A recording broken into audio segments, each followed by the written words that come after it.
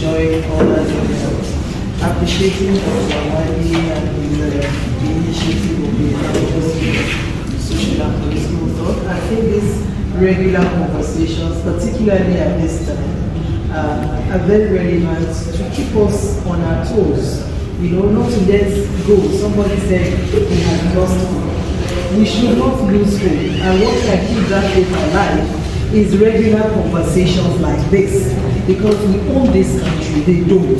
You know, and then we cannot give up and let it go like that. So, based on the conversations, I'm just thinking through. We've heard about issues about deepening democracy and then issues about also making our electoral system to function, to work.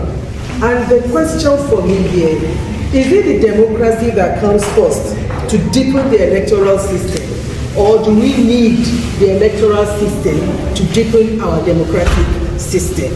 Because everything boils down to system. So which one pushes the other? I would think that we need to put a lot of energy in deepening democracy first. And that democracy, we deepen it in such a way that it forces an electoral system to function.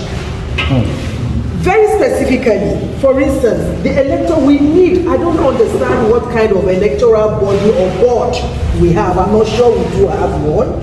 We need an electoral board, for instance, that is primarily responsible, you know, for nominating or selecting the chairperson of INEC and other commissioners of INEC, not the executive. So if you have an electoral board that whose constitution is also, you know, broad and representative of the Nigerian, not the Nigerian geographical character, but the Nigerian, you know, the various groups. For instance, you want to see a judiciary, you know, as a member of this electoral board. You want to see a varied, you know, segment of the civil society, or a multi-stakeholder electoral board, and that should be the responsibility of that board to first of all at least primarily nominate or select and only recommend what you have selected to the presidency to attend to. Not the presidency or the executive having that primary responsibility. And then secondly, in addition to that, even the judiciary. Now we are beginning to see some judges or whatever into certain courts, and then they are already preparing and positioning, you know, judges to court in preparation for 2027. Again, I think that there is also, in terms of democracy, you know, we need a process of a judicial board that also does that. And only say, just like we have in the VC, the election of the VCs, you know, by the law of education law in the academia, it is not the president that just wakes up, you know, to elect or to nominate a vice chancellor.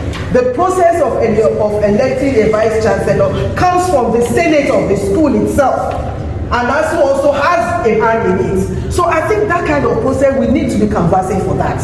Because, you know, when we talk about a system, and I quite agree with the comrade here that said, even the system, it is the people that run the system. So it is not sufficient for us to say that we need system above people. And that, it's very important that we are mindful of the kind of people that are in positions of affecting how systems evolve and how systems also function.